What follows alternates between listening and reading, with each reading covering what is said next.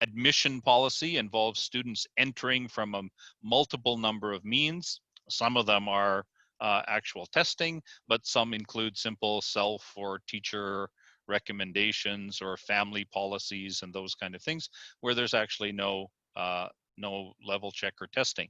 We do have a TOEIC bridge placement test, and the classes that I'm talking about are in our level 1 under 128 on the old TOEIC bridge score. And they're involved in year 1. We have 2 compulsory English courses, one called English Listening, one called English Reading, and I'm working with the same students in these 3 intact classes for 2 15-week semesters in once-a-week classes. Now, the issue and purpose that I feel is that these students have fallen through the cracks. They don't have confidence in reading. They don't have a high level of self-efficacy. They may have levels of anxiety. They certainly don't have much motivation. And they've been caught between not having been taught enough skills to learn to read and have been involved in a certain amount of reading to learn, or what we might see as more intensive type reading, where the students are being challenged with content that's far too difficult for them. So these are some of the issues and purpose that I felt existed for students coming into my context through the high school system. So what is the procedure that I introduced? Well, we have a good supply of graded readers in the library, and I told them to select books with no more than 2 or 3 new words per page, that it's interesting for them. And we also have the YOMIAS level colored stickers to then find books at their level in a very easy way. Doing graded reading, not extensive reading, as I mentioned. Spring term word target is only 10,000 words. And then the fall term came up to a floating scale of 12,000 to 24,000. And again, back to the purpose of the overcoming the confidence, anxiety, self-efficacy issues. I didn't want to push the students to the notion of having to reach a high word target where they won't actually build the foundational skills in reading graded materials. In the spring term, they had to write short and written summaries, and the fall term they used MReader quizzes. The survey I provided was translated into Japanese and delivered on Google Forms. An interesting piece which didn't come up in his presentation but was shared previously by Dr. Day is this notion of the teaching foreign language reading continuum, where pure ER has a very strong link with all of those 10 principles, and then the modified or lighter versions of ER might follow some of those principles. So you may be thinking, okay, well, how do you justify having the summaries or quizzes? I see it as being a linked skill activity that Nation talks about in this particular book in the bottom right here, where I need my students to be doing other things in the class, not only reading. The reading content that they're doing provides them an opportunity to be doing other things. Pair discussions, group discussions in class, and writing summaries, doing quizzes to provide some confirmation of their reading, and also to provide them with some increased self-efficacy and confirmation of their understanding. I think sometimes we overlook that. You know, we say that, you know, pleasure reading, reading for understanding, and, you know, reading is its own reward and only doing reading. But if there isn't something else, how do the students get over this red devil of saying, oh, I'm not good, I can't do these kind of things? So I think there's also some confirmation check for the students. All right. I meant to say that if people had questions, they can fire them into the chat. We'll have time for questions at the end. And if something comes up that is a burning question at the moment, please feel free to ask it, and I'll either deal with it at that moment or at the end. Okay. So looking at the results from the survey, the first thing that I wanted to identify is, what is the reading profile of my learners?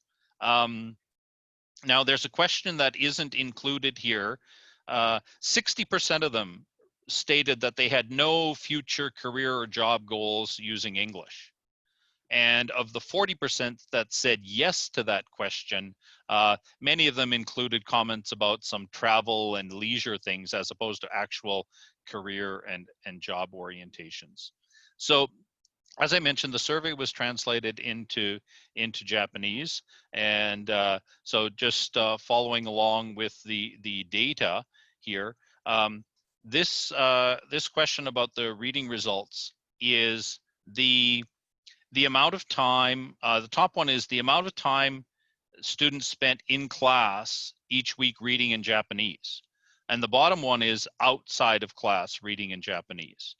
And as was brought up in the last presentation and in the follow-up questions, and this notion of the reverse impact, we see that students are, 50-some% of the students are reading an hour or less in class, and outside of class, those numbers go up a little bit in Japanese. Now, what about the details then for in class in English and outside of class in English?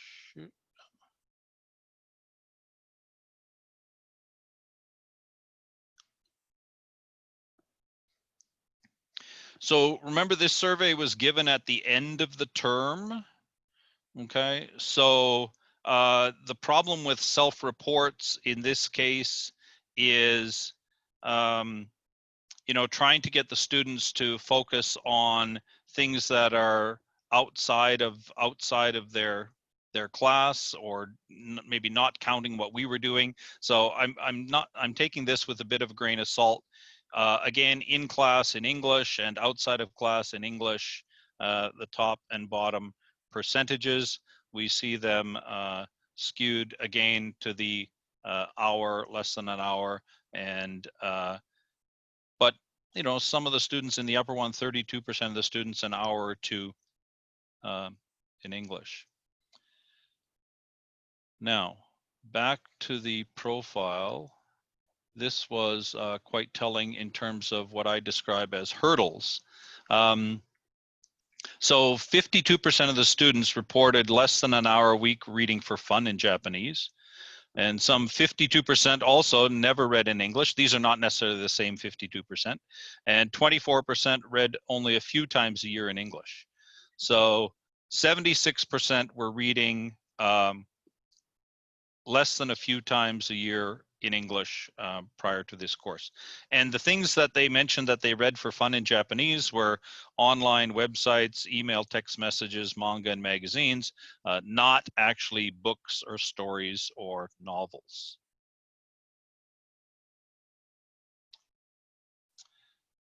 Where did you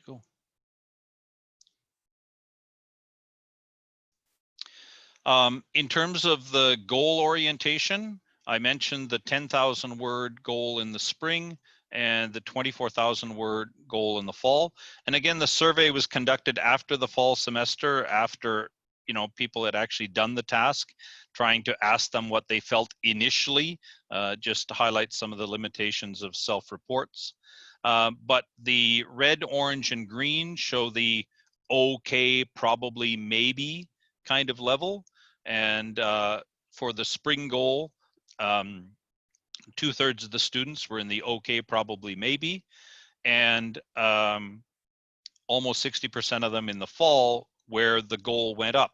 Now, what was also very interesting is a similar 60% of them set the 24,000 words as their goal. So although they only had a target of 10,000 in the spring, all of a sudden in the fall, to get maximum points, there was a goal of 24,000, and basically 2/3 of them said that was their goal. And looking at the reports, some 2/3 of them, made that. The blue was a sure you bet, and it's a similar percentage in both cases. So people are not confirmed that they're going to do it, but these were the goal orientations that they had. All right, next. The Yomiyasu level that they felt was appropriate for them. You see the data here. People who are familiar with this scale. I'm sorry I missed what I'm sure was an enlightening presentation by Tom Robb this morning. But the books from the different series in our library have been coded by the Yomiyasu levels, the YL levels, and they're color coded with stickers for the level as well as the word count. So you see here the students' responses to which level they thought was the appropriate level for them. So some 25% under 0.6, and then a third and a third from 7 to 9 and 1 to 2.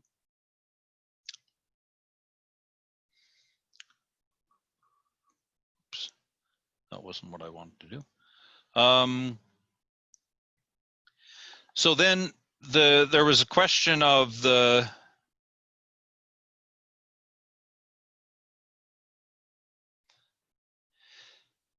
there was a question asking them what their reading pattern was like, and these were the results of the reading pattern. Strangely enough, we were reading in class, and students were then supposed to be reading outside of class.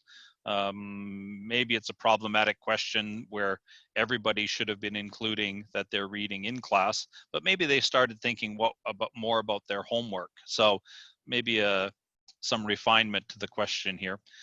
So please remember that I'm doing action research, and the target is to identify what I can uncover for increasing confidence and self-efficacy, overcoming anxiety, building motivation through better learning to read skills, and with the goal of increasing their own awareness of being able to understand their level of understanding in reading, confirmed by writing summaries and doing quizzes. So again, in red at the bottom, 52% had never read in English, 24% a few times a year, and now we had some 68% who were reading every week or each month.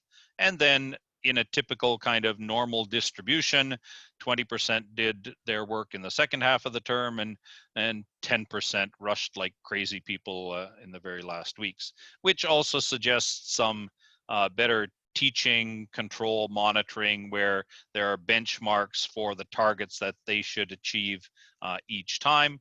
But if that kind of non-performance, non-participation is only happening for about 10%, maybe that's kind of a realistic challenge that we face. In terms of the reading pattern, the okay, very good, this question was particularly skewed a little bit. I had 3 items: okay, good, very good, and then only 1 which was kind of more negative than okay. And you can see that only 10 to 14% felt that their reading pattern was not good for developing reading skills, maintaining interest during the courses, maintaining interest to keep reading after the course, and that reading pattern was helping them to recognize their level of understanding. A couple more slides, and then we'll move to questions. So one of the things that I wanted students to think about is their ability to monitor, I shouldn't have used the word ability, so their understanding of whether they have the ability to read a graded reader at their level, following those 2 to 3 new words per page, no dictionary kind of thing. And here we have a 76% uptake of yes and I think so, that they have the ability to read a graded reader at their level, and 12% saying no, not at all. A good follow-up in terms of teaching practice would be to find out who are those students with no, not at all, but this was all done anonymously, so there wasn't an opportunity to target particular student responses. The next result that I was looking for was in terms of confidence. So after the reading project, did the students have more confidence in their reading ability? And we have 2/3 of the students, and then a third that are in the kind of not really. And for some of them, I think they may simply not be able to monitor things about reading fluency so much, and some may have faced that challenge of trying to read higher level books as opposed to blowing through lots of lower level books, especially if they were tight for time at the end of the term. And again, we have a small 10% in the no, not at all category. One more item that I wanted to identify in my action research was, did this reading project help students to develop greater motivation? And we have a similar, some similar results here. Again, these are not matched results, so I don't know if it's the same 10, 12% here or the same 2/3 in these categories. Finally, one more results slide, and then the summary I have. This one is looking at their strong points and weak points. Did they develop an understanding of their strong points? Did they develop an understanding of their weak points for reading? And overall, we see this kind of result, this kind of data. Now, again, this is action research, and what it led me to believe is that, okay, I should keep doing these kind of things with my students for the benefits and the merits that they have in terms of skills, abilities, confidence, and motivation. And then the notion is to look further into aspects of a more inclusive model of reading, which I'm sharing with you, that comes from Bell and McCollum's book, which looks like this. This is the second edition of it. And this, to me, is where we then need to drill down into different areas of what reading is and identify opportunities, probably similar to some things that Stuart is going to talk about later this afternoon, about developing research projects in this area. But for me, in starting a new position as I did last year, I wanted to understand the reading profile of my students, and I wanted to be able to identify if introducing graded reading to them with low levels of word counts would help overcome some of those issues of motivation and confidence and greater self-efficacy towards being able to do things in English, which they simply didn't do. And the other aspect is this kind of information for anyone who's looking at trying to develop something maybe further across the program that they're working in, get other teachers involved, identify other interesting co-researchers at other institutions who might have similar issues, I think is part of the communication that we can have in these kind of events, where we can then develop more rigorous research projects that are taking place across multiple contexts so that we have better results to report in our empirical studies, which are not simply coming up with a limitation saying, well, this was one research project done in 1 or 2 classes in one institution only, and so those results can't be extrapolated to many other contexts. So this is part of what I wanted to introduce today. And as far as I know, we've got 5 minutes left for questions.